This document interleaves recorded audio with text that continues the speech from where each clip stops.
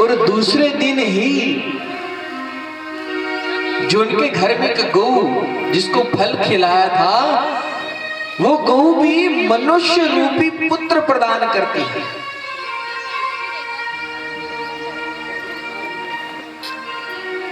और जब देखा कि यहां पर तो हमारे घर तो संतान की प्राप्ति ही नहीं हो रही थी, अब हमें दो दो पुत्र की प्राप्ति हो गई। अब आत्मदेव की प्रसन्नता का ठिकाना दुगना हो गया, दुगनी प्रसन्नता बढ़ गई। अब बहुत दान किया मन खोलकर, और पूरे समाज में ये बात फैल गई कि यहाँ आत्मदेव के दो पुत्र प्राप्त हुए हैं, और एक पुत्र तो गऊ के कान जैसा हुआ है। जो दूसरा पुत्र गौ माता ने दिया था, उसके जो कान थे वो गौ माता जैसे थे। तो गौ के द्वारा जो पुत्र प्रदान हुआ, उसके कर्ण, संस्कृत में कान को कर्ण कहते हैं। गोकर्ण होने के कारण पुत्र का नाम गोकर्ण रखा गया। और जो धुंधली ने अपनी सहेली से लिया था, उसका नाम रखा धुंधकारी। क्या नाम रखा? बोली हरे कृष्ण। अब वेदव्यास जी महाराज क्या कह रहे हैं? वेदव्यास जी कह रहे हैं कि धुंधकारी महाखल था, महाखल, और गोकर्ण जी महामुनि। अब देखिए, साधु का संताप तो साधु का आशीर्वाद होता है। कहते हैं गोकर्ण जी 5 वर्ष की अवस्था में वैरागी हुए और अपने घर बार को त्याग कर प्रयाग चले गए। और धुंधकारी जैसे जैसे बड़ा हुआ, बहुत ही खल बन गया। उसने अपने पिता की सारी संपत्ति को लुटाना शुरू कर दिया। मदिरा का पान करने लगा, मांसाहार करने लगा, वैश्याओं का दमन करने लगा, यहां तक कि चलते पशुओं को मारने लग गया। किसी का बच्चा आता देखकर उसको उठाकर कुएं में फेंक देता। इतना खल।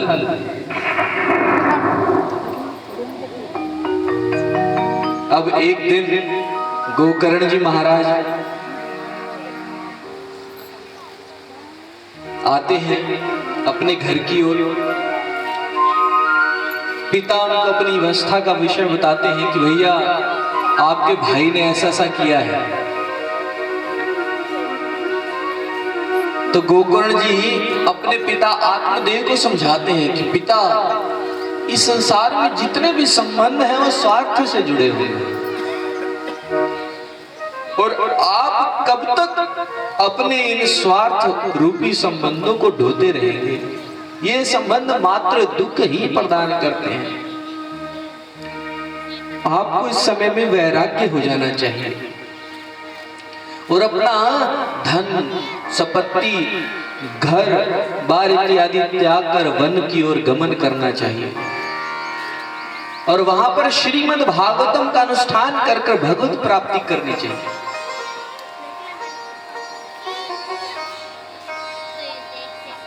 पुत्र शुद्ध भक्त था, और शुद्ध भक्त की ऐसी भक्ति को पिता के हृदय में स्थानांतरित कर कर अपने पिता को वन की ओर गमन कर कर पुत्र घर से चला गया।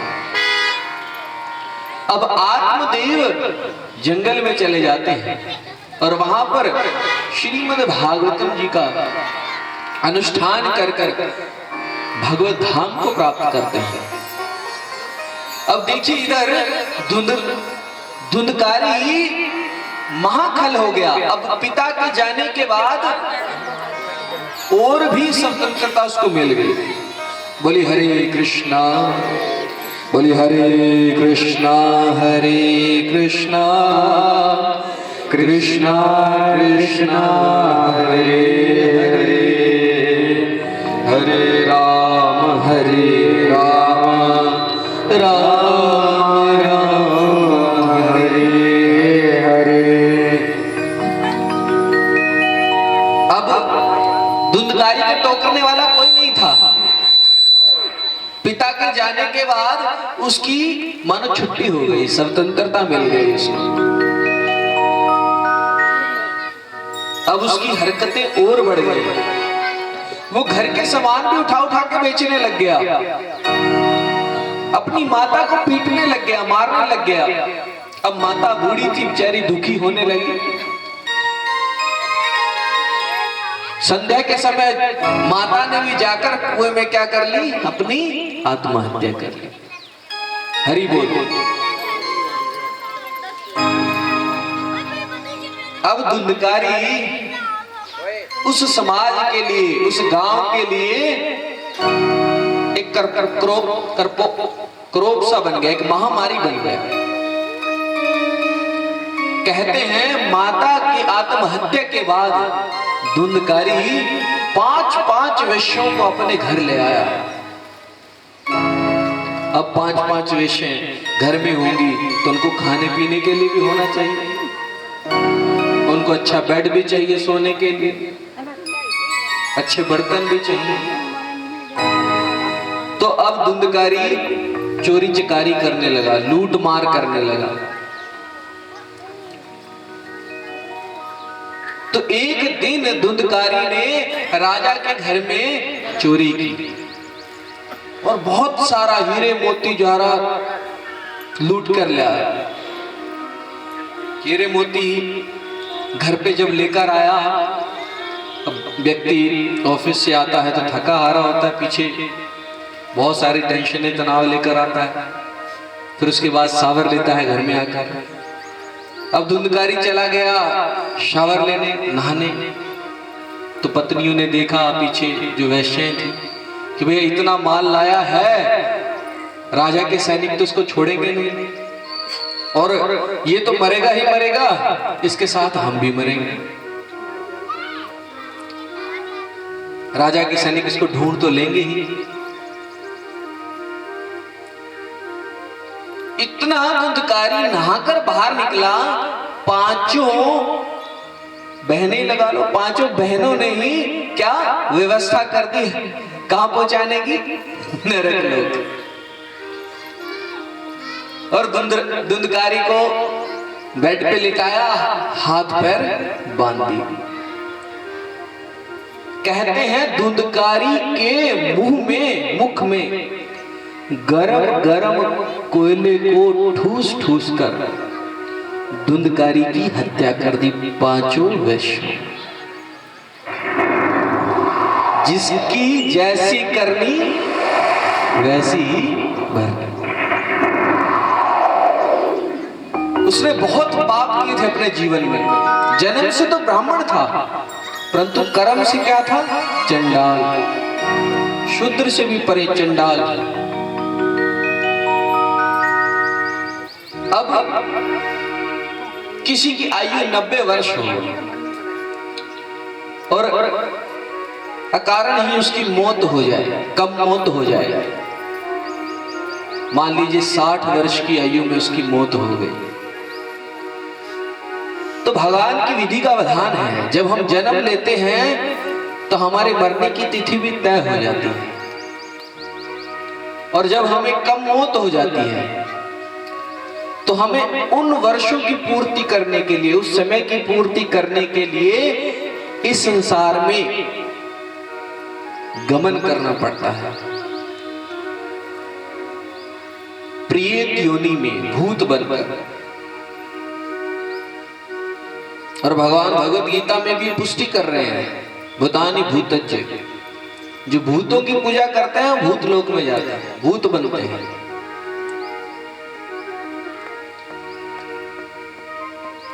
अब वैश्याओं ने वो धन उठाया पहले तो उसको मारा बहुत बुरी तरीके से, और फिर उसी के घर में गड्ढा खोदा और उसको उसी के घर में दाब दिया, और वो धन लेकर चली गई। अब धुंधकारी गया में थे, उनको सुनाई दिया, पता चला कि भैया उनके भैया की मौत हो गई, उनके भाई साहब को मार दिया गया। तो उन्होंने गया में जाकर पिंडदान किया। तो पिंडदान करने के बाद वो अपने घर की ओर आए, और जब वो घर की ओर आए तो धुंधकारी रात्रि के समय भयानक भयानक रूप बनाकर अपने भाई गोकर्ण के समक्ष आता रहा।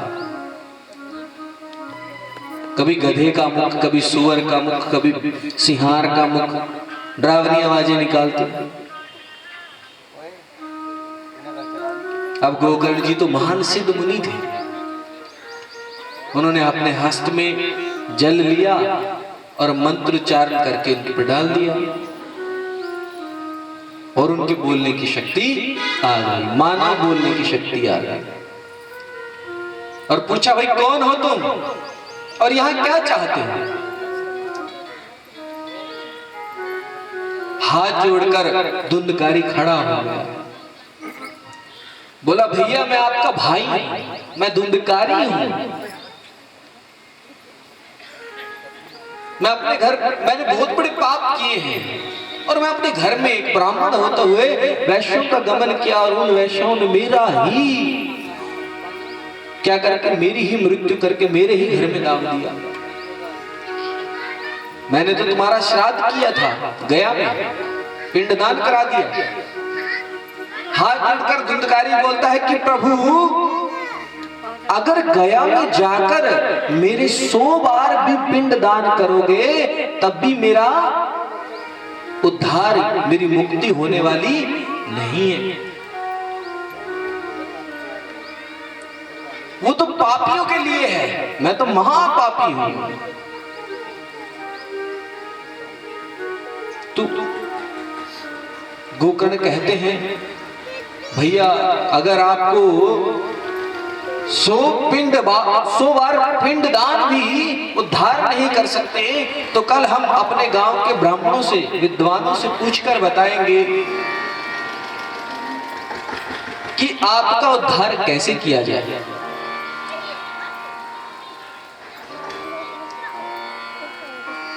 तो सुबह उठकर गोकर्ण जी सारे ब्राह्मणों को सभा में बुलाते हैं, कृत करते हैं, और कहते हैं कि भी ऐसे ऐसे करके बात हुई है, धुंधकारी अभी प्रेत योनि में है, उसका उद्धार कैसे किया जाए। तो सभी ब्राह्मणों ने अपने ग्रंथों वेदों को खोला, बताया कि भैया ऐसे पापी का क्या क्या करना चाहिए उपचार। उनको कहीं कोई भी उपचार नहीं मिला। तो बोले कि अब भास्कर भगवान को पूछो, सूर्य भगवान को पूछो, क्योंकि सूर्य भगवान ही भगवान श्री कृष्ण के प्रथम शिष्य हैं। अर्जुन को भगवत गीता का संदेश सुनाने से पहले भगवान ने विश्ववान मुनि को, सूर्य को, भास्कर भगवान को संदेश सुनाया था। उनसे पूछिए क्या करना चाहिए। बोली हरे कृष्णा कृष्णा कृष्णा हरे हरे, हरे राम राम राम हरे हरे। तो भास्कर भगवान की वंदना की गई और भगवान सूर्य देव मूर्तिमान प्रकट हुए, और भास्कर भगवान भागवत भगवान की स्तुति कर रहे हैं, कह रहे हैं कि कृष्ण की व्यंग्य मूर्ति श्रीमद् भागवतम का पान कराओ उस प्रेत योनि को, तब उसका उद्धार होगा। सप्तम सप्ताह की विधि बताई गई, गोकर्ण जी को व्यास आसन पे बिठाया गया, सभी ब्राह्मणों ऋषि मुनियों के आसन लगाए गए, बहुत सुंदर पंडाल बनाया गया, पूरा कुंदनपुर आया सुनने के लिए कथा। अब प्रेत योनि में तो शरीर होता नहीं, आत्मा स्थूल शरीर में होती है। तो धुंधकारी के लिए एक बांस गाड़ा गया 7 लट्ठे वाला, और 7 लट्ठे वाला बांस गाड़कर उसको धुंधकारी को उसमें प्रविष्ट कराया गया, आसन दिया गया। और जैसे जैसे एक एक दिन की कथा समापन की ओर बढ़ी, एक एक लट्ठा फटता गया। और जब अंतिम सप्ताह 7 दिन का अंतिम 7वां दिन आया, तो बहुत सुंदर विशाल रथ आकाश मार्ग से आया, और उसमें विष्णु भगवान के दूत चतुर्भुज रूप में। और कहते हैं जब धुंधकारी को बहुत सुंदर शरीर प्रदान हुआ कथा के बाद प्रेत योनि से, और उस रथ पर विराजमान होकर आकाश के मार्ग से उड़ने वाला ही था, तभी कुंदनपुर के सभी ग्रामवासियों ने पकड़ लिया। अब आप आकाश मार्ग से कोई सुंदर रथ उतरे यहां पर और किसी भक्त को कहे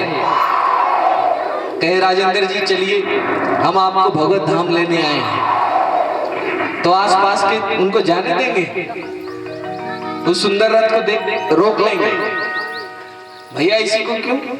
हमने भी तो कथा सुनी थी, हम भी तो अपना काम काज छोड़कर बैठे थे। तो ऐसे सभी ग्रामजनों ने क्या किया, उस रथ को रोक लिया। अब जो चतुर्भुज में विष्णु दूत थे उन्होंने कहा कि पहले तो आप थोड़ा पीछे खड़े हो जाए, हम बताते हैं कि हम क्यों नहीं लेके जा रहे आप, और धुंधकारी को ही क्यों लेके जा रहे हैं। बोलिए कि धुंधकारी जो था वो 7 दिन तक इस पंडाल में बैठा रहा, रात दिन, और बिना किसी द्विसखा बुद्धि से, व्यसक मन से श्रीमद् भागवतम का श्रवण किया।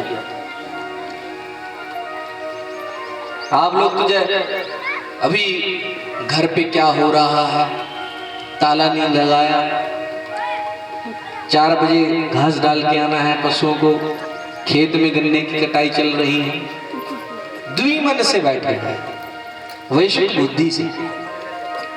और फिर घर पे जाते हैं, पान सुपारी गुटखा, फिर रात वाली चाय भी लेते हैं।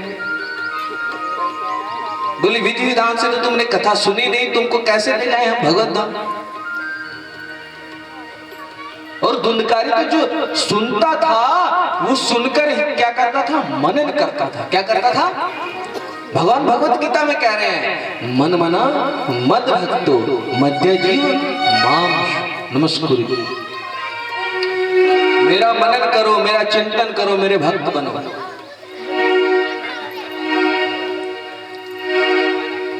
श्रोता भी 3 प्रकार के होते हैं।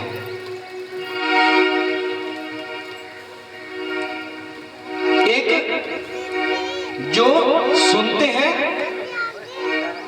एक कान से और दूसरे कान से निकाल देते हैं। जो सुनते हैं कान से और मुख की परिभाषा से निकालते हैं। यहां से कथा सुनेंगे, किसी को सुनाएंगे, पर वो पहली श्रेणी है, द्वितीय श्रेणी पहली श्रेणी से कुछ बढ़कर है। उन्होंने कथा का मनन तो किया, सुनाया तो सही। तीसरी श्रेणी के श्रोता होते हैं जो मनन करते हैं, मन में उस कथा को ले जाते हैं। और जो चौथी श्रेणी के श्रोता होते हैं वो सोता होते हैं, वो कथा सुन के सो जाते हैं। बोली हरे कृष्णा। कथा में एक बार दो बुढ़िया बाहर निकल रही थी, तो महाराज जी ने आज बहुत सुंदर कथा सुनाई, बहुत वाकई बहुत सुंदर कथा सुनाई, अद्भुत। कैसी कथा सुनाई कि 3 घंटे बड़े आराम से सोई मैं। तो भैया क्या सुनना, फिर 3 घंटे सोई मैं। तो ऐसे श्रोता होते हैं, सोता। बोली हरे कृष्णा। तो सभी ग्रामवासियों ने गोकर्ण जी को निवेदन किया, प्रार्थना की कि प्रभु इसी मंच पर व्यास आसीत होकर हमें भी श्रीमद् भागवतम का पुनः पाठ कराया जाए। और आप मानेंगे नहीं, क्योंकि ये श्रद्धा का भाव है ना। 7 दिन तक फिर पुनः श्रीमद् भागवतम का आयोजन हुआ और कुंदनपुर का प्रत्येक वासी दिव्य यान पर बैठकर वैकुंठ धाम को गया। मानो आकाश में दिव्य रथों की बाढ़ आ गई हो, खचाखच भर गए। ऐसी लीला है, ऐसी महत्व है श्रीमद् भागवतम की, जो हमें भगवान का भगवत प्रेम प्रदान कर सकती है। बोले हरे कृष्णा कृष्णा कृष्णा हरे हरे, हरे राम राम राम हरे हरे। तो भगवान का ध्यान करेंगे और 5 मिनट तक बहुत सुंदर कीर्तन करेंगे, भाव विभोर होकर। हरे कृष्णा कृष्णा कृष्णा हरे हरे, हरे राम राम राम हरे हरे, कृष्णा हरे कृष्णा हरे राम हरे राम,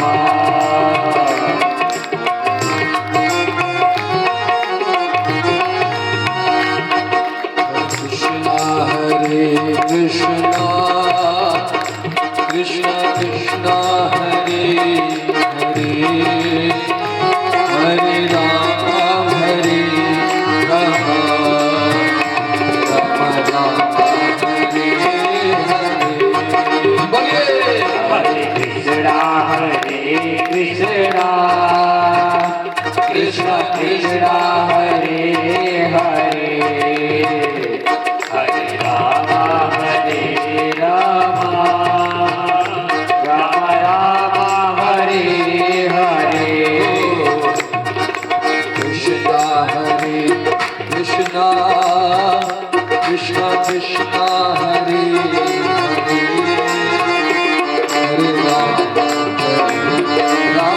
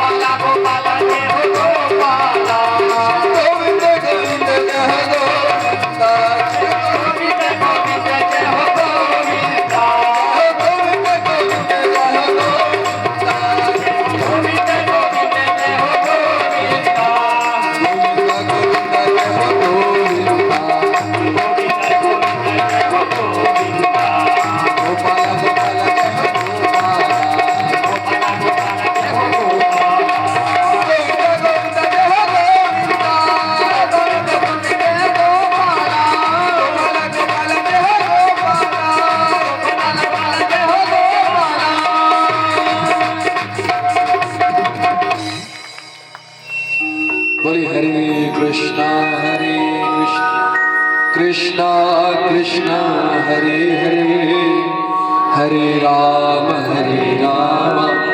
राम राम हरे हरे। जय जय श्री राधे, जय जय श्री राधेश। हरे कृष्ण। तो हम श्रीमद् भागवतम के प्रथम स्कंद के प्रथम श्लोक को बड़े भाव विभोर होकर तत्व सार को समझकर श्रीमद् भागवतम वांग्मयी मूर्ति भगवान श्री कृष्ण लीला की प्रथम श्रेणी में प्रवेश करेंगे। और यहाँ पर वेद व्यास जी पहले 3 श्लोकों में श्रीमद् भगवत गीता भागवतम जी की महिमा का गुणगान कर रहे हैं। और श्रीमद् भागवतम कैसे रचित हुआ, कैसे वेद व्यास जी ने इसको रचित किया, लिखा, सब वर्णन हम आपको सुनाएंगे। बोले ओम नमो भगवते वासुदेवाय। ओम भगवते वासुदेवाय। ओम नमः भगवते वासुदेवाय। ओम भगवते वासुदेवाय। ओम नमः भगवते वासुदेवाय। ओम नमः भगवते वासुदेवाय। हरे कृष्ण। जन्मानिधस्य यतो वदि तरास्थिभिर्नशा तेने ब्रह्मदायदि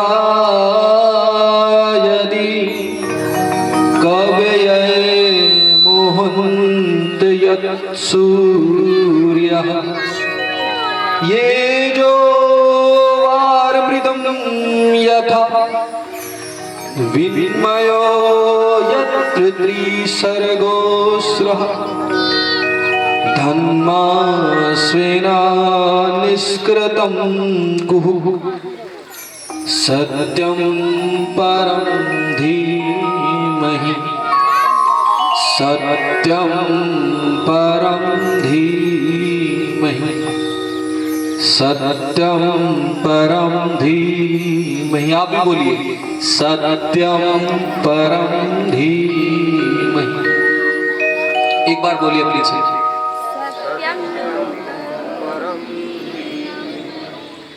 सत्यं परं धीमहि। जोर से बोलिएगा।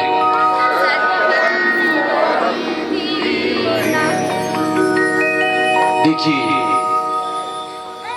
भगवान के अवतार स्वरूप है वेद व्यास जी, और लिख रहे हैं और बता रहे हैं कुछ इस समाज में कुछ ऐसे साधु हो गए, ऐसे संत हो गए हैं जो कथा व्यास हैं, परंतु इस श्लोक का श्रीमद् भागवतम का तत्व सार नहीं बताते हैं और वो अपने आप को भगवान घोषित करते हैं। परंतु वेद व्यास जी तो साक्षात लिख रहे हैं। क्या लिख रहे हैं?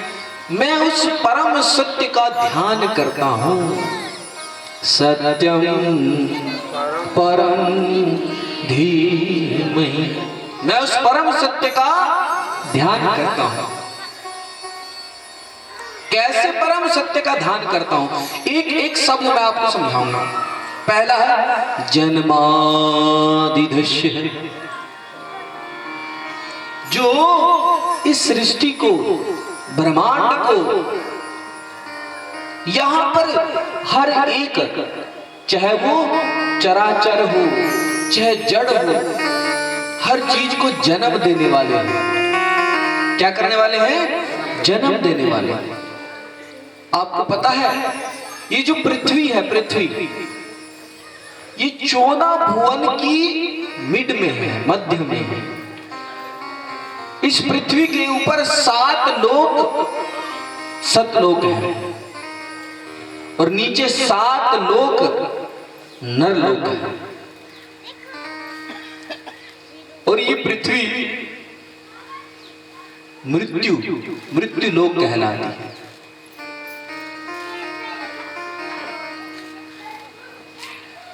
और भगवान जब 4 युगों के बाद, कौन कौन से युग?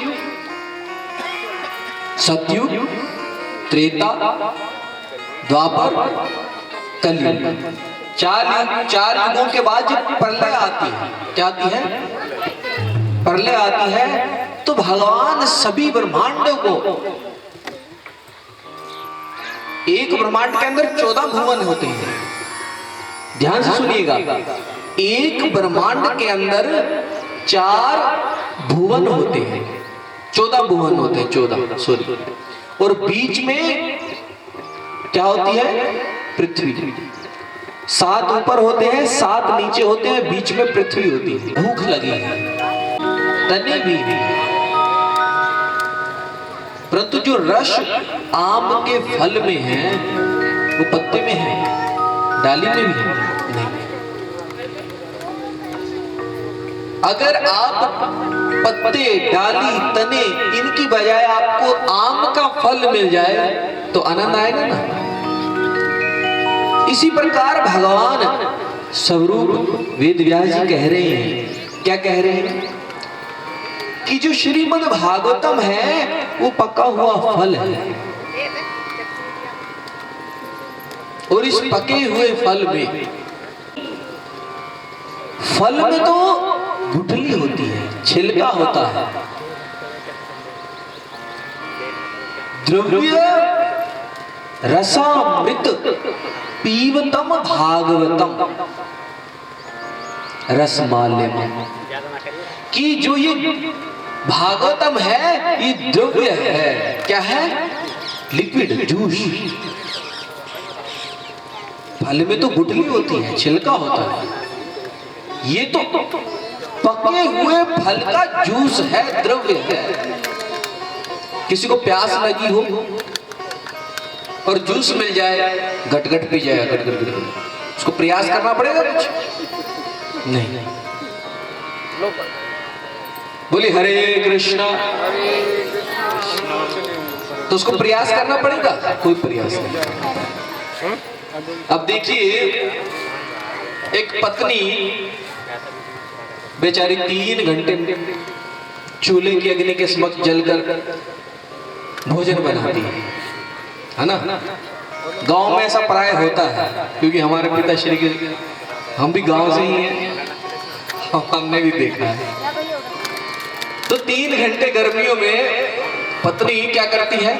चूल्हे के आगे भोजन बनाती है, और पति ऑफिस से आता है, खेत से आता है, वो भोजन परोसती है। पति को क्या करती है? खिलाती है। ध्यान दीजिएगा, पति को खिलाती है और साथ में पंखा भी झोलती है। क्या करती है? पंखा भी झोलती है। और पत्नी पति को कहती है कि भैया 3 घंटे मैंने मेहनत करके क्या किया? भोजन बनाया।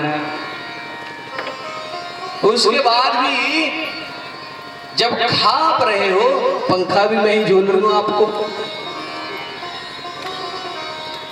मेहनत तो मैंने की, गर्मी तो मुझे आनी चाहिए है? और खा आप रहे हो, पंखा मुझे आपको झोलना पड़ रहा है। पति गुस्से में पता क्या कहता है? चबा के तेरा बाप रहा है।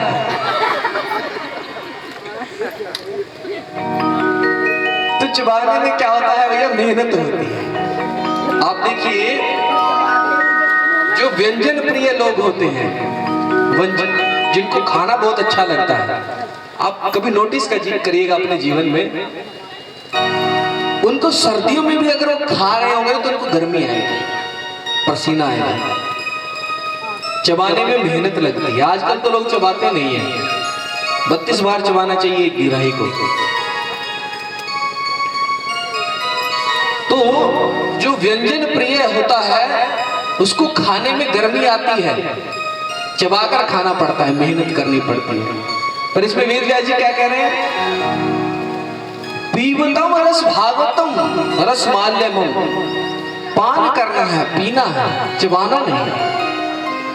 ऐसा जूस है। बोले हरे कृष्णा। तो यहां चबाने तक की भी मेहनत नहीं, ऐसा रस माल्यम है।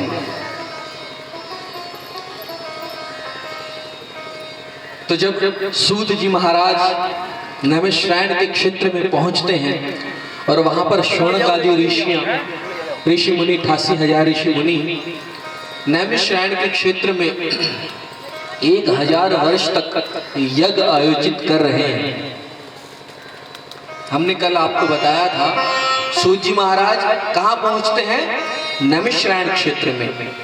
और उनको कौन मिलते हैं? शौनक आदि ऋषि। और सूत जी महाराज किसके पुत्र हैं? रोमहर्षण जी के पुत्र हैं। तो जब वहां पहुंचते हैं और सभी उनको किस लिए क्या कहते हैं? कथा के लिए कहते हैं कि आप ऐसी कथा कीजिए। नैमिषायणानिमिषे क्षेत्रे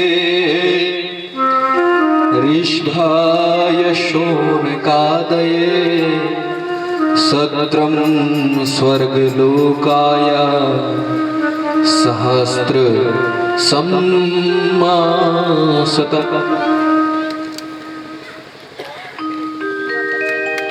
भगवान विष्णु के यज्ञ के लिए नैमिषारण्य क्षेत्र में एकत्रित हुए 88,000 ऋषि मुनि, जिनमें प्रमुख थे शौनकादि जी,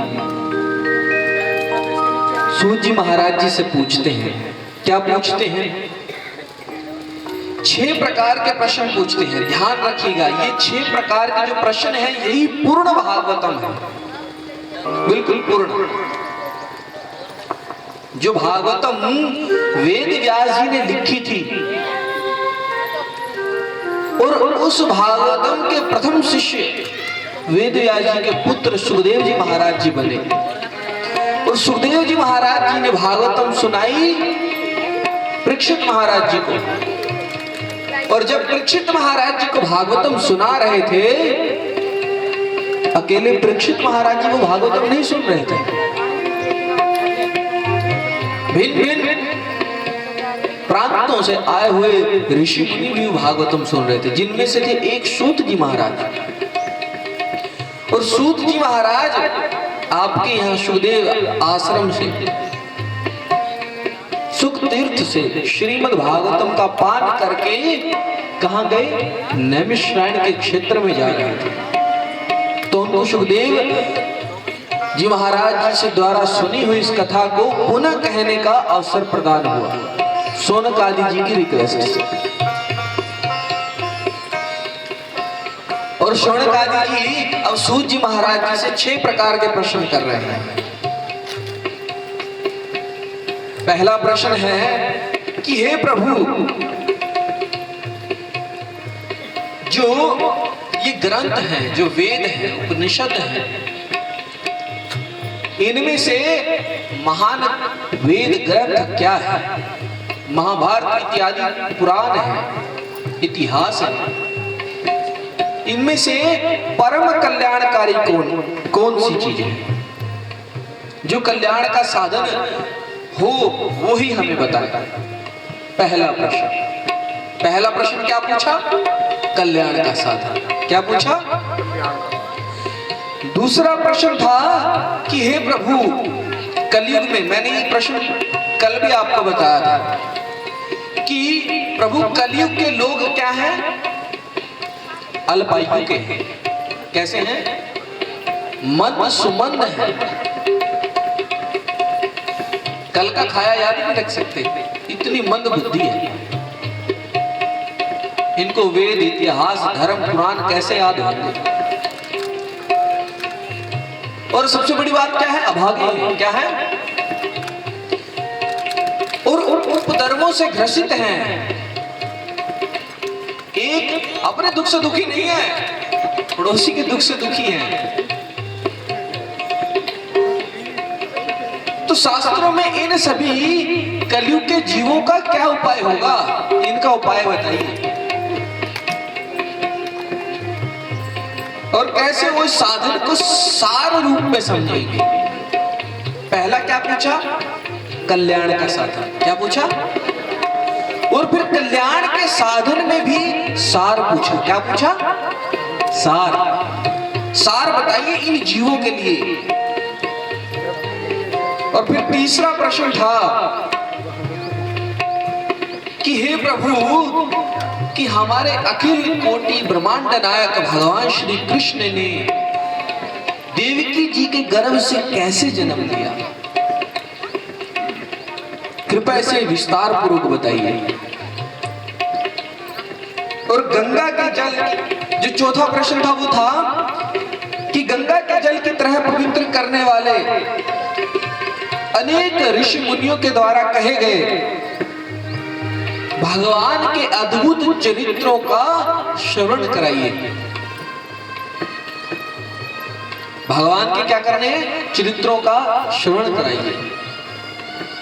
नवदा भक्ति में 9 स्तर हैं भक्ति करने के, और जो प्रथम स्तर है वो श्रवण है, सुनना। इस कलयुग में बड़े से बड़ा तप करना मुश्किल है। तप नहीं कर सकता कोई व्यक्ति,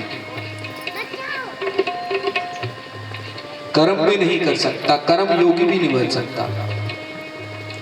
नहीं कर्म योगी, नहीं तप योगी, नहीं ध्यान योगी, और दानी तो बिल्कुल भी नहीं। दान करना तो बहुत मुश्किल है।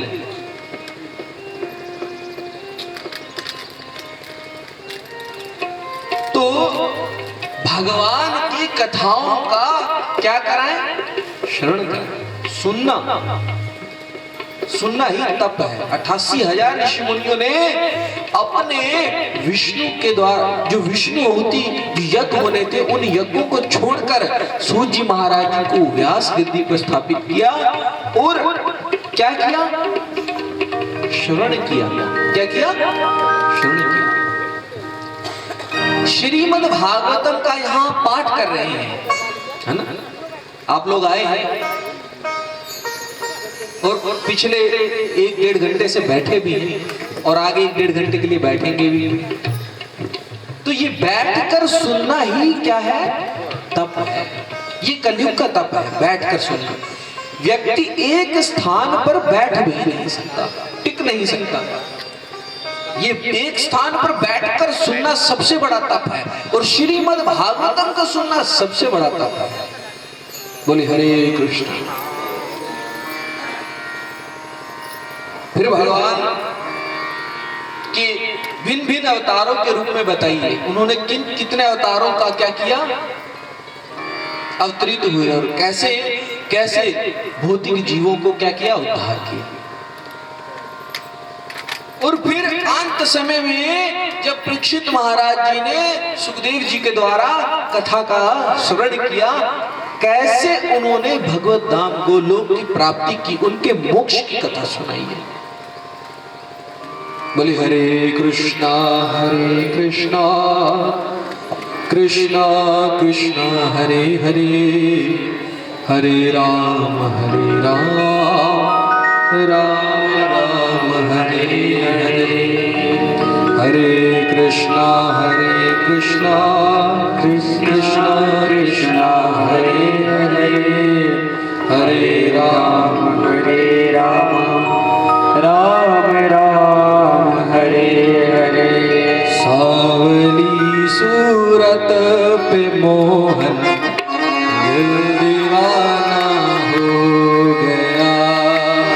सावली सूरत पे मोहन दिल दीवाना हो गया।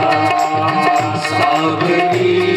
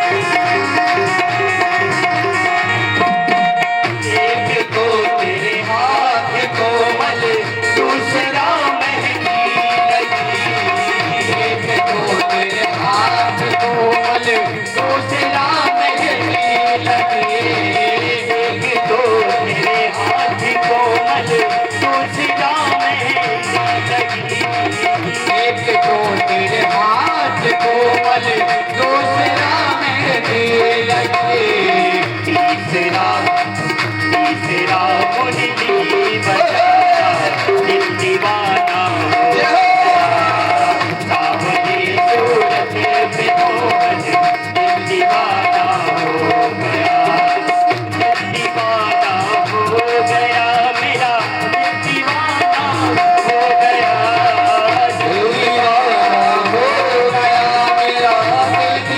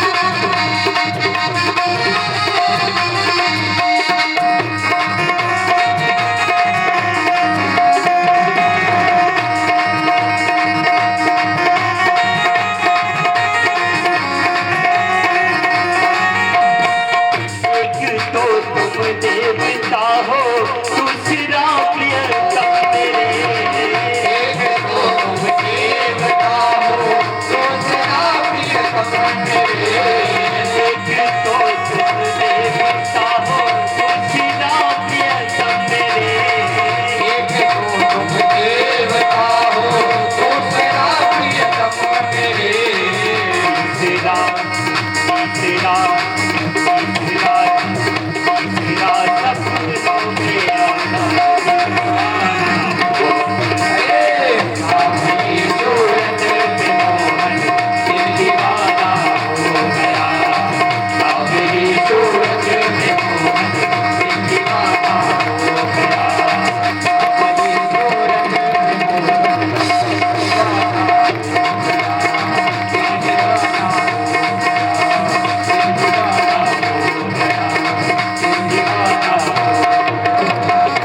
बोले जय जय श्री राधे, जय जय श्री राधे, जय जय श्री राधे। बोले हरे कृष्णा कृष्णा कृष्णा हरे हरे, हरे राम राम राम हरे हरे।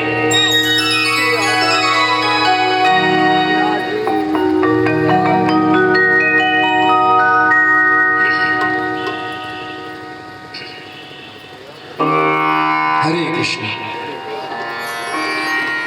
तो नैमिषारण्य के क्षेत्र में 88,000 ऋषि मुनि, जिनके प्रधान है शौनक आदि ऋषि, किसके विषय में पूछ रहे हैं? सावली सूरत के विषय में पूछ रहे हैं, उनके कथा चरित्र के विषय में पूछ रहे हैं। वो कथा चरित्र जो सुखदेव जी महाराज जी ने परीक्षित महाराज जी को सुनाया। बोलिए कि ये जो श्रद्धा का भाव है, यही हमारा पात्र होता है। हरे कृष्ण।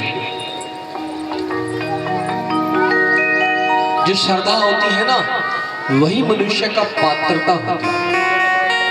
जिसकी जैसी श्रद्धा वैसे ही पात्रता।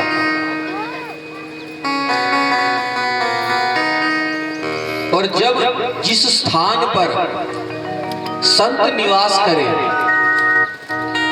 तो वहां पर श्रद्धा का उद्गम हो जाता है। क्या हो जाता है? सुखदेव जी महाराज कह रहे हैं कि आज ये सुख तीर्थ बन गया। क्या बन गया? और सूत जी महाराज क्या कह रहे हैं? ये नैमिषारण्य तीर्थ बन गया। क्या बन गया? नाहम वैसामी वैकुंठे। भगवान कहते हैं मैं वैकुंठ में वास नहीं करता। यत्र योगी नाम हृदय से, मैं तो उन योगियों के हृदय में वास करता हूं जहां पर तत्र तिष्ठानि कीर्तन, जहां पर कीर्तन कथा होती है, वही क्या बन जाता है? मेरा निवास स्थान बन जाता है। तो आज राधा रानी की कृपा से ग्राम में जन भेड़ा हेड़ी क्या बन गया है? तीर्थ स्थान बन गया। बोले गए ग्राम में जन भेड़ा हेड़ी वाले भक्तों की जय। और हम कल ये बात बोलना चाहते थे, परंतु आज बोलेंगे। कल तो हमारे पास समय बहुत कम था, और आने वाले आगामी कथा में भी हम ये कहेंगे।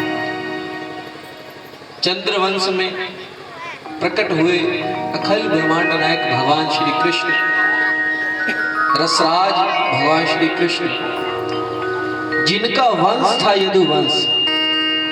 कौन सा वंश था? ऐसे यदुवंशियों को मेरा प्रणाम। और ये जो यदुवंश है वो देव है। क्या है?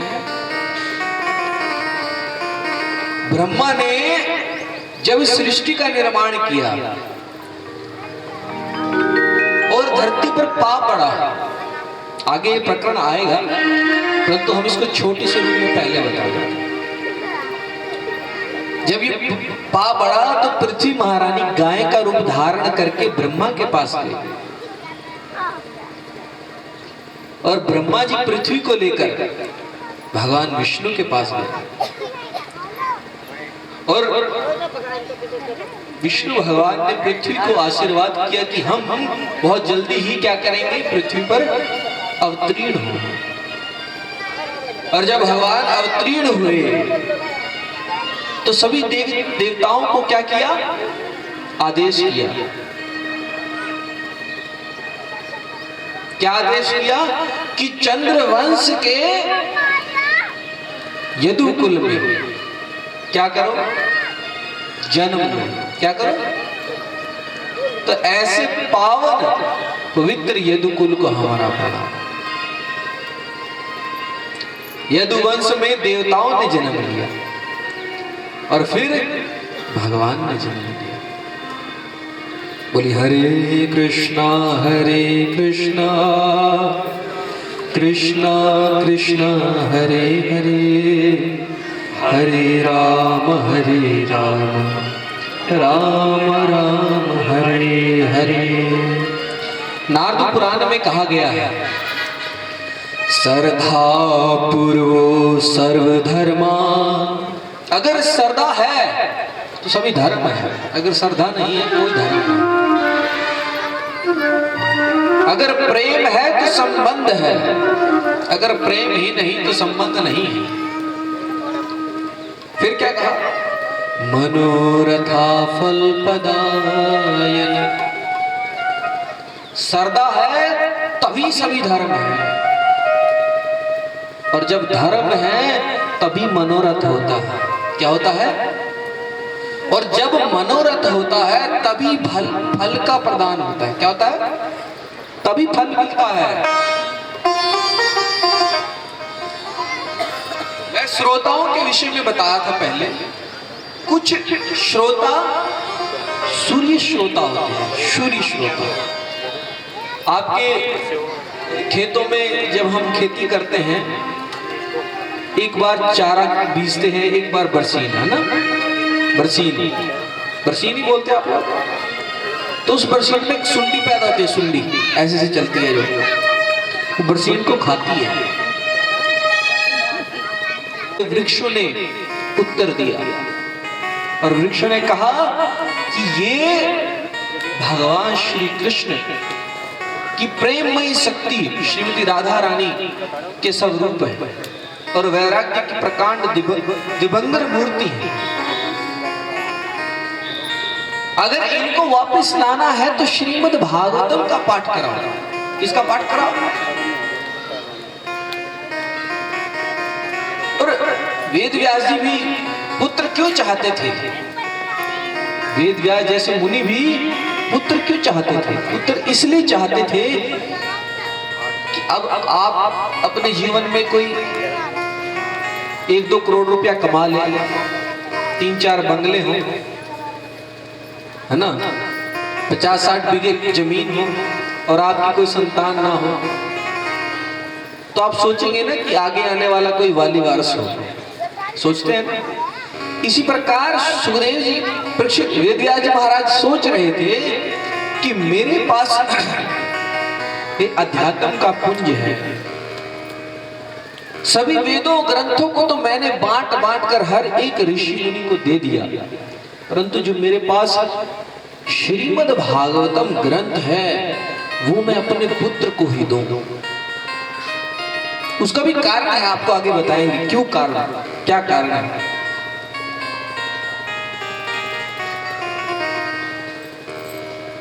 तो जब सुखदेव जी महाराज जंगल में चले गए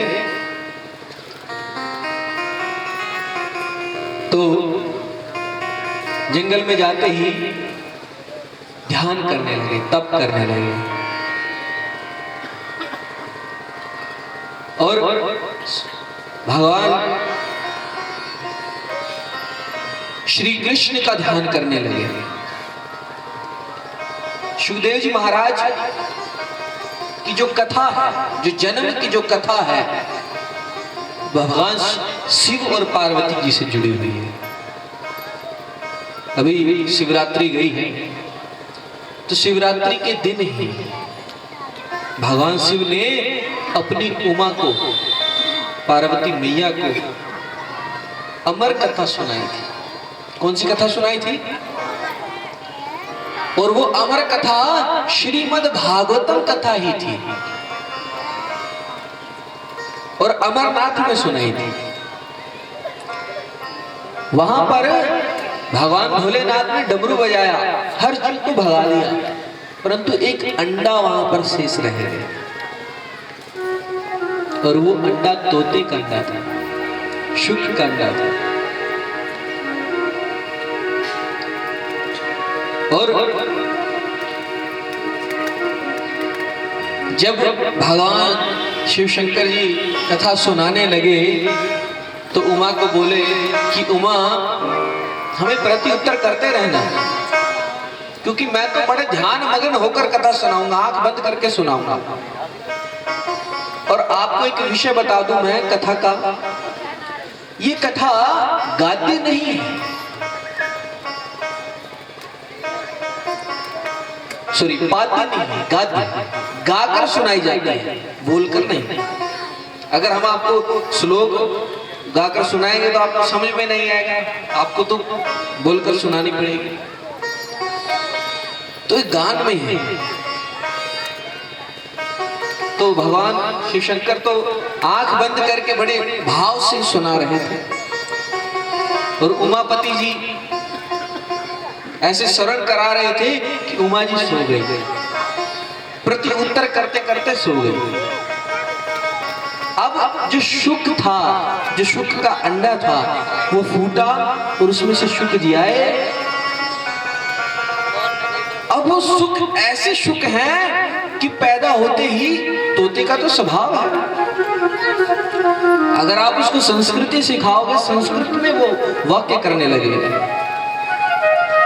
अब बोले कि भैया भगवान शिव तो अपने समाधि में कथा सुना रहे हैं, परंतु उमा जी क्या हो गई है, सो गई है। उमा जी क्या हो गई है, सो गई। अगर मैंने हुंकार नहीं भरी, नहीं किया तो इनकी तो समाधि टूट जाएगी और हमारी कथा बीच में शेष रह जाएगी। तो सुख जी महाराज करके क्या करने लगे, हुंकार करने लगे। तो तब जब कथा संपन्न हुई तो देखा पार्वती तो सोई हुई है। तो एक कथा कौन सुन रहा था, तो वृक्ष पर बैठा हुआ एक सुक सुन रहा था। अब भगवान शिव शंकर त्रिशूल लेकर उस सुक के पीछे पीछे दौड़े। अब अमरनाथ बद्रिका आश्रम के निकट है। भगवान वेदव्यास जी अपनी पत्नी के साथ अपने आश्रम में रह रहे थे और सुखदेव जी महाराज आए और मुख के रास्ते से व्यासदेव जी की पत्नी के गर्भ में चले। और शिव भगवान 16 वर्ष तक वहीं खड़े रहे कि जब आएगा मैं मारूंगा। फिर वेदव्यास जी ने उनको समझाया कि जो कथा सुनकर अमर हो चुका है आप उसको कैसे मार दोगे। तो ऐसे सुखदेव जी महाराज जी की प्राप्ति हुई वेदव्यास जी।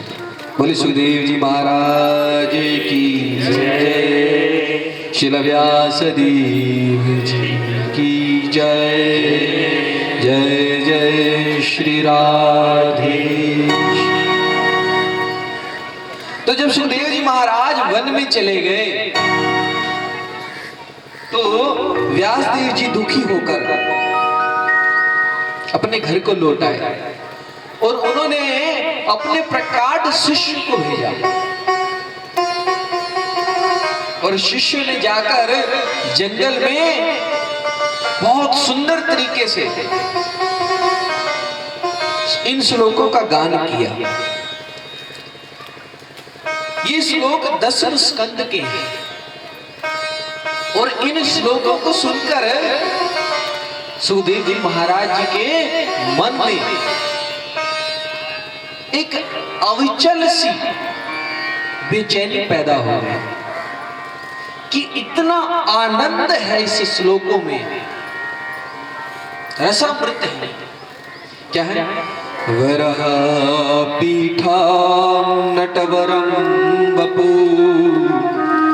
कर्णो कर्णी कारणम विद्रुमाद्य रुद्रवासा कनकम कपिशम वैजंती माला रधनम सुधा पूर्णम गोपा वृंदय वृंदावनर्णम स्वर्णम पदा रमणम प्रणविसिद्धि गीता कीर्तिनम। जब जंगल में वेद व्यास जी के शिष्यों ने इस श्लोक का गान किया, सुखदेव जी महाराज जी के हृदय में अविचल धारा बहने लगी। क्या था ये श्लोक? ऐसे विरहा पीठम नटवर बपू का मैं क्या करूं? ध्यान करूं। विरहा पीठम नटवर, ऐसे नर मतलब ऐसे नर नटवर हैं जो नृत्य में निपुण हैं और अपने मित्रों को पीठ पर बिठाकर वन में विहार करते हैं।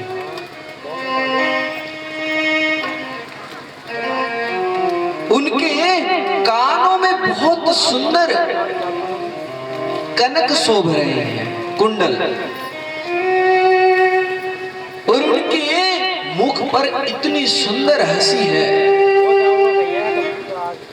अंगानी यस्य सकली कर्पण्य दोष, कि जो कामदेव है वो भी मोहित हो जाए। और उनके गले में एक वैजंती माला, वैजंती माला क्या है? बहुत सुंदर वैजंती माला शोभमान है। और जो सुधा रस के स्वामी है, रास नृत्य करते हैं। जो गोपी जिसको वंदनीय करते हैं, वृंदीय करते हैं, गोपी क्या करते हैं? वंदना करते हैं। जो वृंदावन में रमण करते हैं,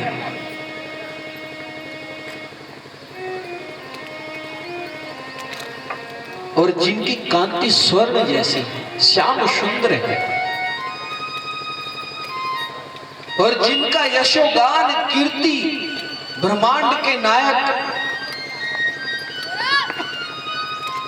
अनंत शेष जी अनंत मुखों से कर रहे हैं। ऐसा श्लोक वेद व्यास जी के शिष्यों ने सुखदेव जी महाराज जी को सुना, और सुखदेव जी महाराज ऐसी अलौकिक छवि की कल्पना करते हुए अपने मन में बड़ी अद्भुत प्रसन्नता को पाया। अब आपको कोई कहे कि भैया एक बहुत सी विचित्र सी चीज है,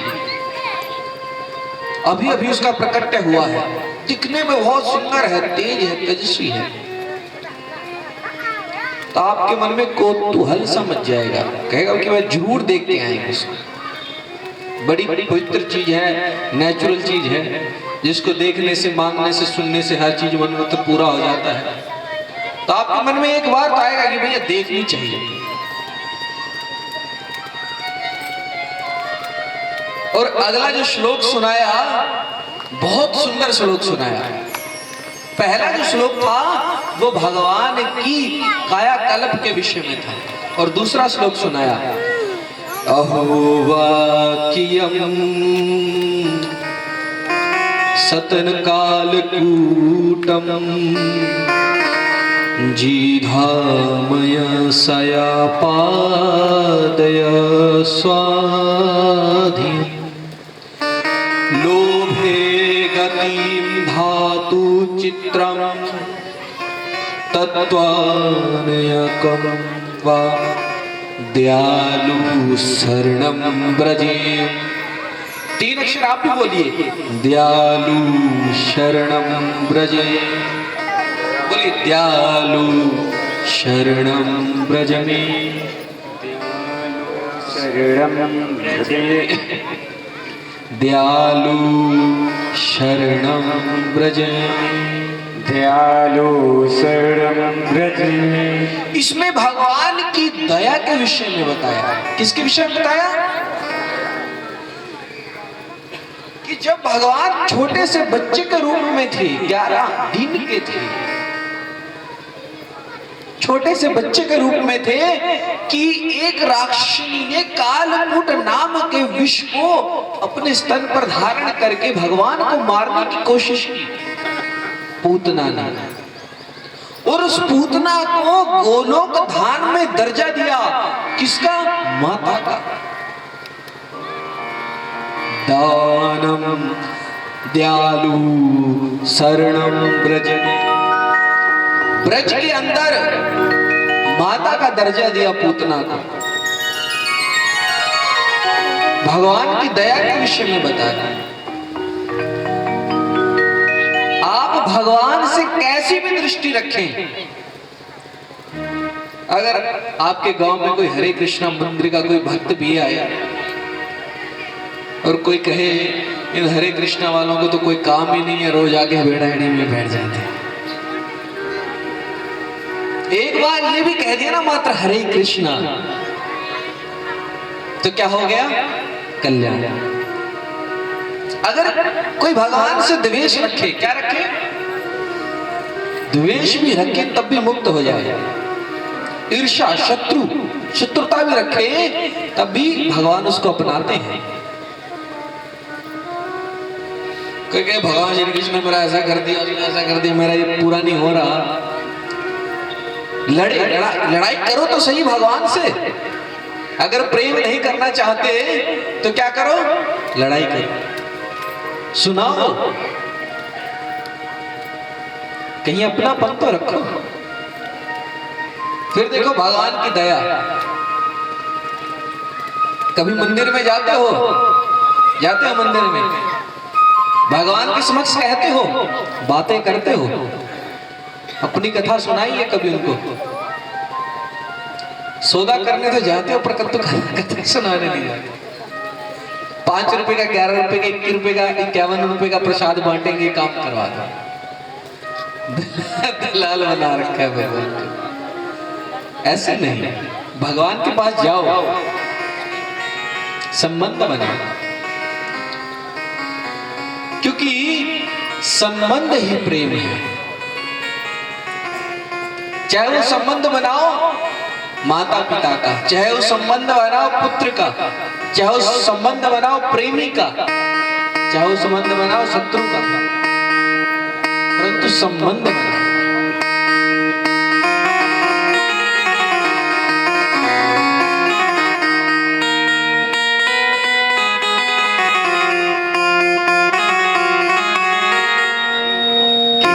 कुछ ऐसा इंतजाम हो जाए, किशोर कुछ ऐसा इंतजाम हो जाए। भजुबा राधा राधा राधा नाम हो जाए, जुबा राधा राधा राधा नाम हो जाए। और ये संबंध भगवान से, राधा रानी की कृपा से बिना नहीं बनता। और ये सिफारिश किसको करनी पड़ेगी? राधा रानी की। क्योंकि ब्रज की गलियों में हम दौड़ते हैं, कृष्णा कृष्णा कहेंगे तो कृष्णा नहीं मिलेंगे। क्या कहना पड़ेगा? राधा राधा। क्या कहना पड़ेगा? अगर राधा राधा को पालिए तो कृष्णा अपने आप आएगा। बोलिए। किशोरी कुछ ऐसा इंतजाम हो जाए, किशोरी कुछ ऐसा इंतजाम हो जाए। अजुबा पे राधा राधा राधा नाम हो जाए, अजुबा पे राधा राधा राधा नाम हो जाए।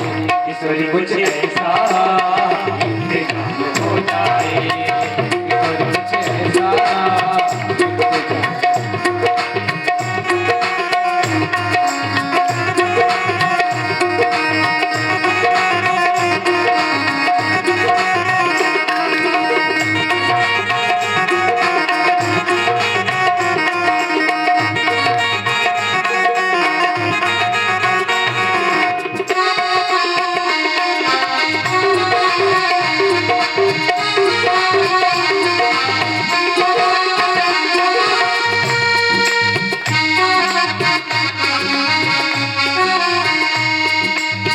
राधे जय राधे राधे श्री राधे जय राधे जय राधे राधे श्री राधे जय राधे जय राधे राधे जय राधे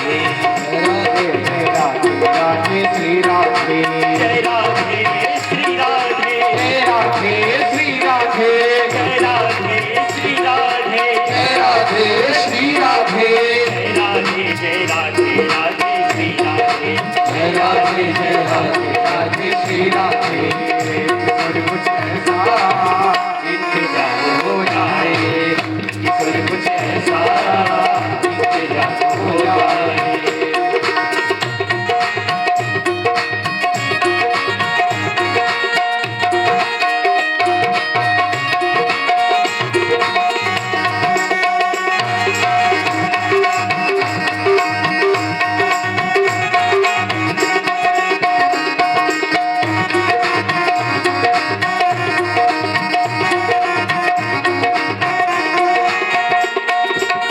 गिरते हुए मैंने तेरा नाम लिया है जब गिरते हुए मैंने तेरा नाम लिया है जब गिरते हुए मैंने तेरा नाम लिया है जब गिरते हुए मैंने तेरा नाम लिया है जब गिरते हुए मैंने तेरा नाम लिया है जब गिरते हुए मैंने तेरा नाम लिया है जब गिरते हुए मैंने तेरा नाम लिया है जब गिरते हुए मैंने तेरा नाम लिया है नदिया तूने मुझे थाम लिया है तेरे नदिया तूने मुझे थाम लिया है कोई कुछ ऐसा इंतजाम हो जाए कोई कुछ ऐसा इंतजाम हो जाए अजूबा पे राधा राधा राधा नाम हो जाए जब आपे राधा राधा राधा नाम हो जाए कोई कुछ ऐसा इंतजाम हो जाए कोई कुछ ऐसा इंतजाम हो जाए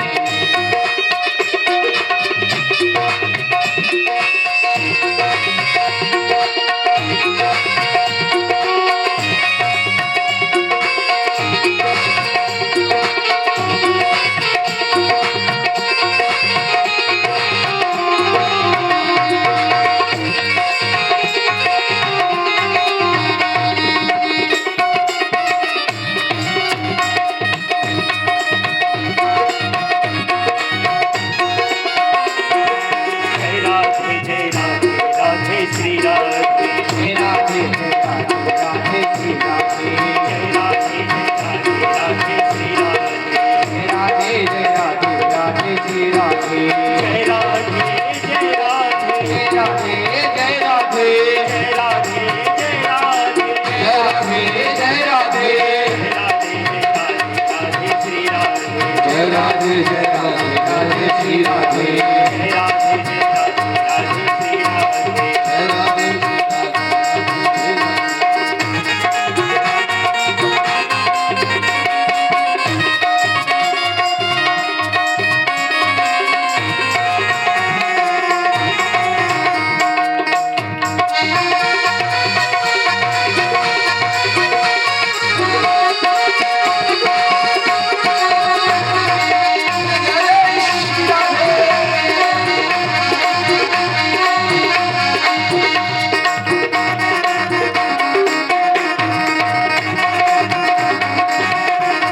तुम अपने भक्तों पे कृपा करती हो श्री राधे तुम अपने भक्तों पे कृपा करती हो श्री राधे तुम अपने भक्तों पे कृपा करती हो श्री राधे श्री राधे तुम अपने भक्तों पे कृपा करती हो श्री राधे तुम अपने भक्तों पे कृपा करती हो श्री राधे श्री राधे जय राधे राधे जय राधे श्री राधे जय राधे श्री राधे जय राधे श्री राधे जय राधे श्री राधे जय राधे जय राधे जय राधे राधे श्री राधे जय राधे जय राधे राधे श्री राधे राधे जय राधे जय राधे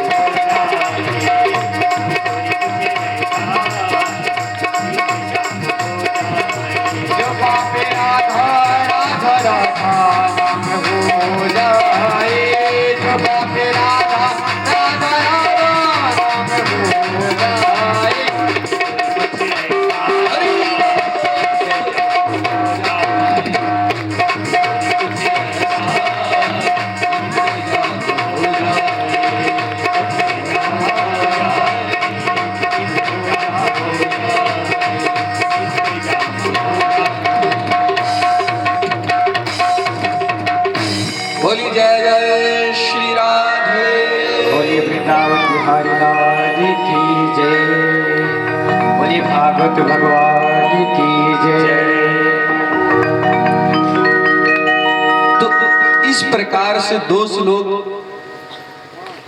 वेद व्यास जी के शिष्यों के द्वारा सुदेव जी महाराज जी ने सुने और उनके मन में प्रगाढ़ इच्छा पैदा हो गई और वो उनके शिष्यों के पास जाकर उनके चरण स्पर्श किए और बोले कि ये जो आपने इतने सुंदर सुंदर श्लोक सुनाए हैं हमें, ये क्या है, कहां से आए हैं? इनमें तो एक अलग प्रकार की रसधारा है। क्या आप हमें इन्हें पुनः इस रस को हमें प्रदान करेंगे? तो वेद व्यास जी के शिष्यों ने सुदेव जी महाराज जी को कहा कि हमारे गुरु के पास तो ऐसे ऐसे 18,000 श्लोक हैं, एक नहीं दो नहीं 18,000 श्लोक हैं। अब ये तो युक्ति थी वेद व्यास जी को अपने पुत्र को घर लाना, और इस युक्ति में वो सफल हुए। सुदेव जी महाराज वेद व्यास जी महाराज के पास आए और उन्होंने वेद व्यास जी से पूर्ण श्रीमद् भागवतम का ज्ञान, एक एक श्लोक का पठन किया। बोले सुखदेव जी महाराज की जय।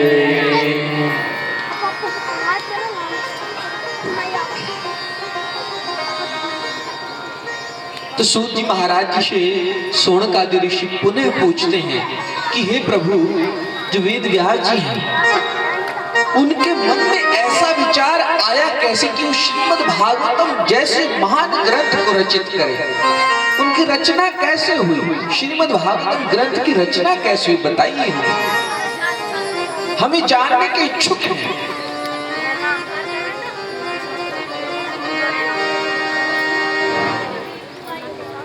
तो कहते हैं वेद व्यास जी जब पहले ही जो 4 वेद थे एक वेद था,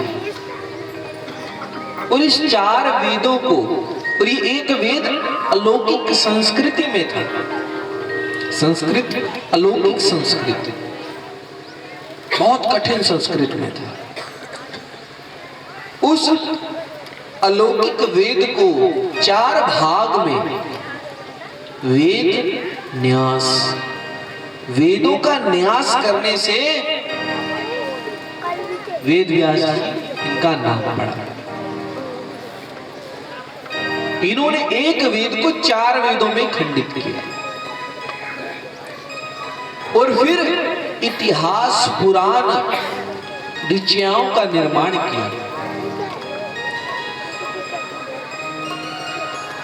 ऋग्वेद का अध्ययन ऋषि पैल ने किया और सामवेद का अध्ययन जैमिनी मुनि ने किया और यजुर्वेद का अध्ययन वैशंपायन ने किया और अथर्ववेद का अध्ययन क्रूर स्वभाव वाले सुमत मुनि ने किया। और जितने भी इतिहास और पुराण थे उनका अध्ययन रोम हर्षण जी ने किया, जिनके पुत्र सूत जी महाराज हुए। सबको एक एक वेद दे दिया, इतिहास पुराण दे दिए, परंतु अब भी कहीं ना कहीं वेद व्यास जी के मन में अशांति है। क्या है? अशांति, शांत मन नहीं है। तो जब मन में अशांति होती है, असंतोष होता है, तो कुछ भी चीज अच्छी नहीं लगती। अब वेद व्यास जी के इतने शिष्य थे, उन्होंने पूछा कि प्रभु आपने सब कुछ तो कर लिया, वेदों पुराणों उपनिषदों का पाठ किया, सबको बांट के दे भी दिया, अब कौन सा कार्य ऐसा रह गया जिससे आप असंतोष हैं?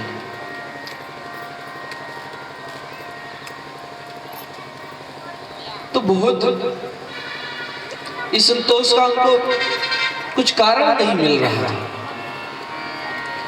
तो एक दिन वेद व्यास जी की कुटी में नारद जी उपस्थित होते हैं। नारद मुनि भगवान की। अब नारद जी भगवान स्वरूप वेद व्यास जी के गुरु हैं। अब किसी भी मनुष्य जीवन में अगर किसी जीव को अशांति होती है, उसकी शांति भौतिक विषयों में नहीं मिलेगी, उसकी शांति कहाँ मिलेगी? आध्यात्मिक गुरु के चरणों में मिलेगी। और नारद मुनि जी वेद व्यास जी को सद्मार्ग दिखाने के लिए उनकी कुटिया में पधारे और उनकी कुटिया में पधार कर नारद मुनि जी कहते हैं कि हे वेद व्यास, आपने इन वेदों का निर्माण करके अर्थ, धर्म, काम और मोक्ष इन 4 विषयों का वर्णन किया। किनका वर्णन किया?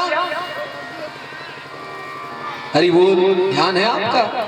मैं पूछ रहा हूं, किनका वर्णन किया? अर्थ, धर्म, काम, मोक्ष।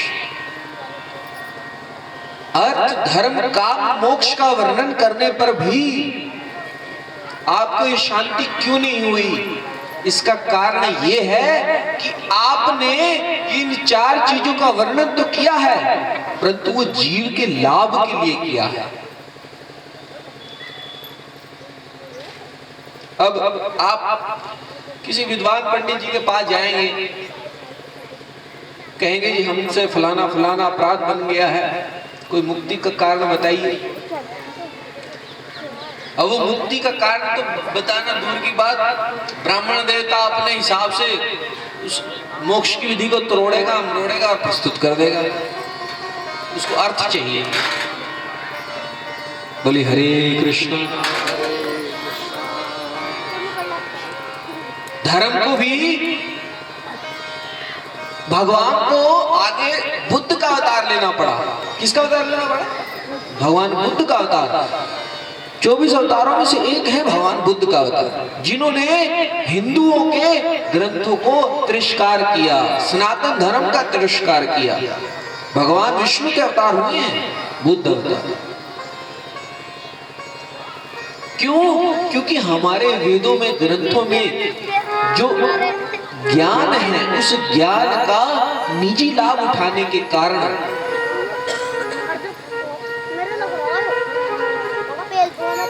हमारे ग्रंथ में गोमेद अश्व यज्ञ मिलता है। हमारे ग्रंथ में एक गोमेद अश्व यज्ञ,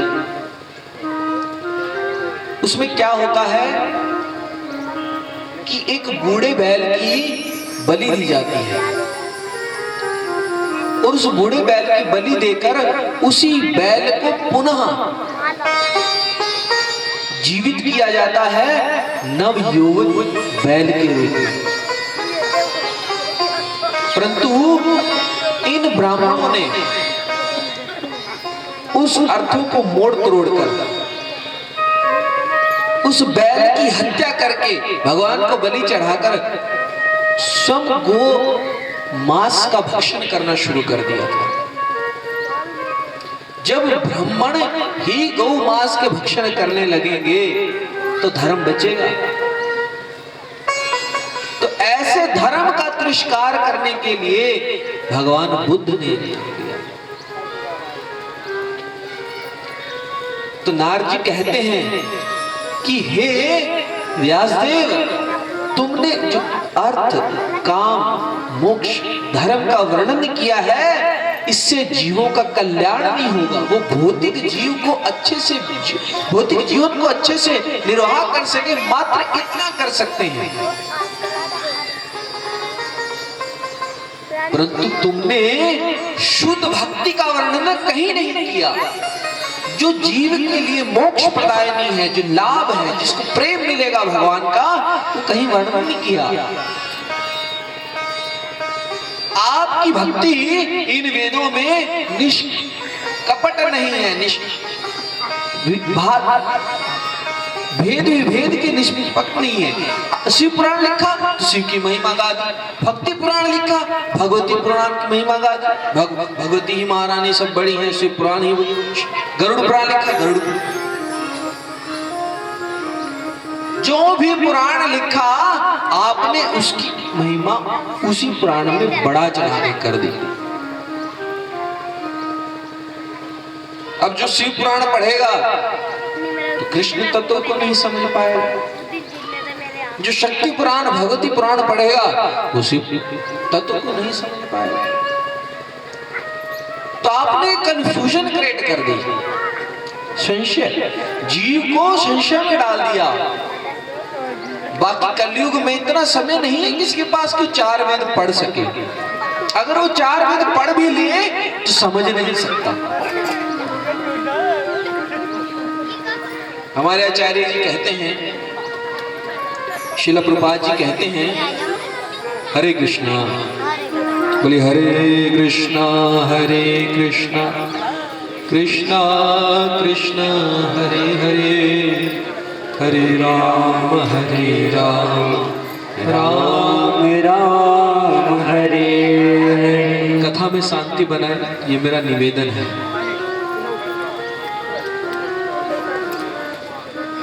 तो अगर हमारे आचार्य शिला भक्ति सिद्धांत सरस्वती ठाकुर महाराज जी और प्रभुपाद जी कहते हैं कि अगर कोई वेदों को समझ भी ले तो पागल हो जाएगा,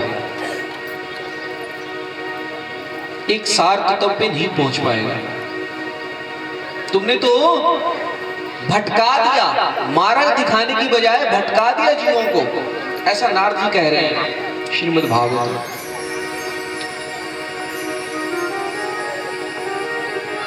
तो नारद जी कह रहे हैं कि तुमने भगवान वासुदेव की लीलाओं का, महिमाओं का वर्णन नहीं किया, जिससे कि जीव के मन में शुद्ध प्रेम की भक्ति का प्रकट्य हो सके।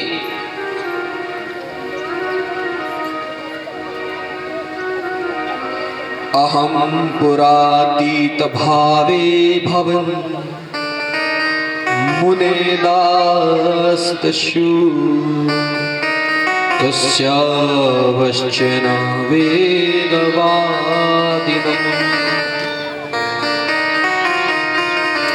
नारद मुनि जी कहते हैं कि पिछला जन्म मेरा एक दासी के पुत्र के रूप में हुआ। किसके रूप में हुआ? दासी के गर्भ से मैंने जन्म लिया।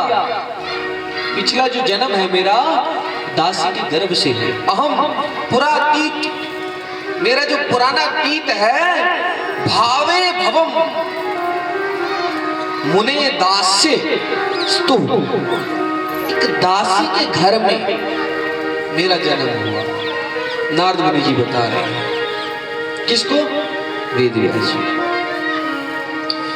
कस्या वश्च वेदः वादितम। और आज में ये जो नारद मुनि जो 3 लोकों में बिना किसी के परमिशन से निर्वाह होकर गमन कर सकता हूं। मेरा जो सच्चित आनंद का जो शरीर है, मन की वेग से, मन की गति से मैं कहीं भी जा सकता हूं, कहीं भी प्रकट हो सकता हूं। और 3 ताप से, त्रितापों से मेरे को जो मुक्ति है, मुझे भूख, प्यास, क्रोध, लोभ, मोह नहीं सताता। ये जो शरीर मिला है, ये किससे मिला है? वेदावदनी नमः। ये वेद और वदनी नामों से नहीं मिला, भगवान की भगवत कथाओं से मिला, श्रीमद् भागवतम की कथाओं से मिला। कि एक बार पूर्व जन्म में जब मैं वेदवादी ब्राह्मणों की दासी से दासी के पेट से पैदा हुआ।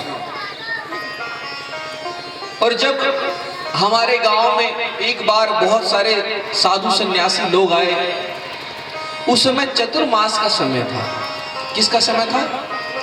चतुर्मास बहुत सुंदर और भक्ति करने का एकमात्र अवसर है।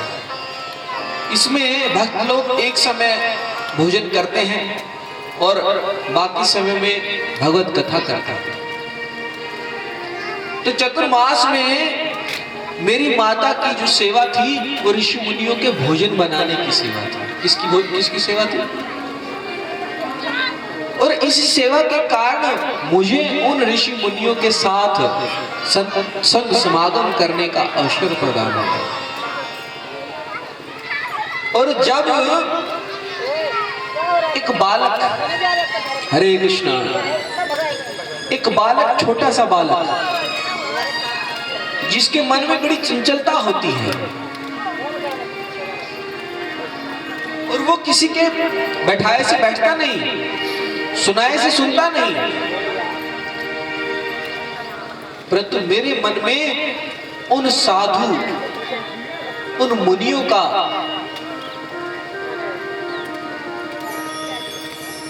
संग करने की प्रवृत्ति के कारण मुझे नारद मुनि का शरीर मिला।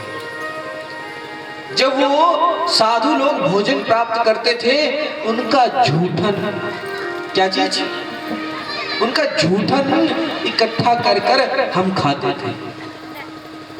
उनका जो प्रसाद था, श्रीमद् भागवतम का जो प्रसाद था, उस प्रसाद के कारण ये नो वहा अहम भगवतो वासुदेवस्य वेदसा। और मेरी बुद्धि निर्मल हो गई और मेरे मन में भगवत भक्ति प्रकट हो गई और मैं प्रभाव से तत्वज्ञानी बन गया। मैंने भगवान के यशों का गुणगान अपने स्वर स्वच्छंद हृदय, सुंदर हृदय से,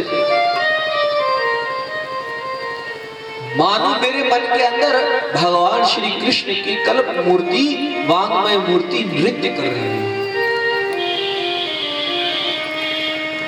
और जब चतुर्मास बीत गया, साधु लोग अपने अपनी यात्राओं की ओर गमन करने लगे, तो माता मेरा बड़ा ख्याल रखने लगी।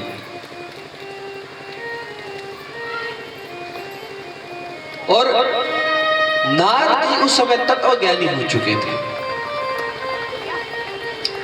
बोले कि मुझे उस दिन प्रसन्नता हुई जब एक सांप ने मेरी मां को काटकर उसको मृत कर दिया। बोले एक मोह था, वो मोह भी प्रभु ने अपनी कृपा से क्या कर दिया? दूर कर दिया। देखिए भगवान की महत कृपा होती है। हम संसारी लोग इस चीज को नहीं समझ सकते। भगवान भगवत गीता में कहते हैं कि जिस भक्त को मैं अपनी विशेष कृपा प्रदान करता हूं तो उसकी प्रिय वस्तु को छीन लेता हूं। विशेष महत कृपा। अगर उसका मोह धन में है तो धन को छीन लेंगे। अगर आप भक्ति करो, देखिए चेत हो जाइए, अगर आप भक्ति करोगे तो धन चला जाएगा। बोले जय श्री राधे। बोले हरे कृष्णा कृष्णा कृष्णा हरे हरे, हरे राम राम राम हरे हरे, हरे कृष्णा कृष्णा कृष्णा हरे हरे, हरे राम राम हरे हरे। और मां की मृत्यु के बाद मैं जंगल की ओर बढ़ चला। और जब मैं जंगल में गया तो भक्ति युक्त चित्त था मेरा। और मैंने जो भगवत श्रीमद् भागवतम का जो पान कर कर भगवत भक्ति को जो हृदय में प्रकट किया था, उस प्रकट स्वरूप को धारण करके भगवान का मनन करते हुए जंगल की ओर बढ़ रहा था। और मेरे आंख में आंसू थे, इसलिए नहीं कि मेरी मां की मृत्यु हो गई, नहीं, इसलिए कि जो भगवत प्रेम मुझे साधुओं के सत्संग समागम से मिला, वो मुझे जंगल की ओर जाने से मिलेगा या नहीं। ऐसा वैराग्य छोटे से बालक बोले हरे कृष्ण। और तभी उसी समय आकाशवाणी हुई, नारद तुमको मेरा क्षणिक दर्शन संत सेवा से हुआ है। और उस आकाशवाणी में बताया गया कि तुम ये शरीर त्याग दोगे, परंतु तुम्हारी मेरी स्मृति तुम्हें बनी रहेगी और तुम पुनः जन्म लोगे मेरे ही सानिध्य से। और अब तुम क्या करो, सुदामा पर्वत पर चला जाओ और वहां पर मेरा गुणगान करो और अपनी मृत्यु की प्रतीक्षा करो। मृत्यु के बाद तुम भगवान के पार्षद बनोगे और तुम प्रलय के समय ब्रह्मा के पेट में चले जाओगे और ब्रह्मा की संतान कहलाओगे। बोले हरे कृष्णा कृष्णा कृष्णा हरे हरे, हरे राम राम राम हरे हरे। तो जब पुनः सृष्टि हुई तो एक मारीची अन्य ऋषि ब्रह्मा की गोद से पैदा हुए और तत्पश्चात ब्रह्मा जी ने मुझे आदेश दिया सृष्टि निर्माण के लिए, परंतु मैंने अपने पिता को क्या किया कि प्रभु मेरे को अपनी भगवत स्मृति है और मुझे क्या करना है ये भी मुझे पता है, तो मुझे भगवान की सेवा करने दीजिए। तो नारद जी को ब्रह्मा की असीम कृपा से, भगवान नारायण की कृपा से सत्यचित आनंद का शरीर प्रकट हुआ और तीनों लोगों में बिना किसी परमिशन से, बिना किसी यंत्र के रथ के गमन कर सकते हैं, कहीं भी प्रकट हो सकते हैं। बोले श्रीदेव श्री नारद भगवान की जय। बोली हरे कृष्णा कृष्णा कृष्णा हरे हरे, हरे राम राम राम हरे हरे।